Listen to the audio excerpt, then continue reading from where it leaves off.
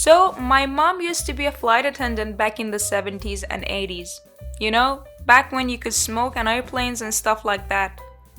She told me one day she was flying from London to New York and she was working the first class cabin. As people were getting on the airplane, she was doing the usual greeting, the hello, how are you, I hope you enjoy your flight. And she told me that the largest man she had ever seen in her life was stepping onto the plane, and he had his huge red beard that went halfway down his chest and these large bushy eyebrows. The really unique thing is he was wearing a kilt. And my mom said, "Hi, I hope you enjoy your flight," and he leaned down towards her and said, "To be honest, I'm a wee bit nervous. It's my first time flying over an ocean, but I'm also a little bit excited. I've never flown first class before, and I'm very excited to see what goes on up here." And so my mom gave him a smile, a little wink, and said, "I'm pretty sure you'll enjoy the service we give in the first class." He went and sat down.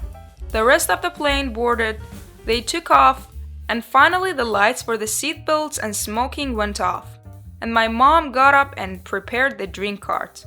She began handing out drinks to the first class passengers, and eventually she got to the Scottish guy, and she saw sitting next to the Scottish guy was a really old man with a very severe stern face, and he was wearing a black suit. And when she got close, she saw that in front of him on his tray was a massive black book, and on the cover in large golden words was written the book of Merman.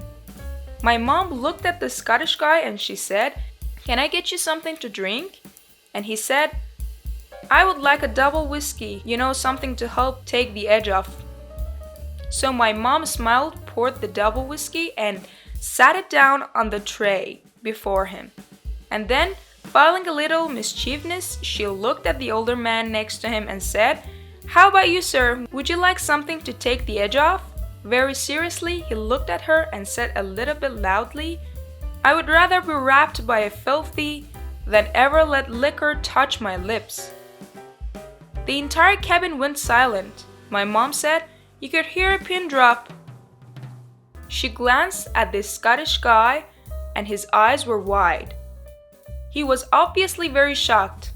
He looked down at his whiskey, picked it up, and slowly started handing it back to my mother and said, "I didn't know that was an option here. I'll have what he's having."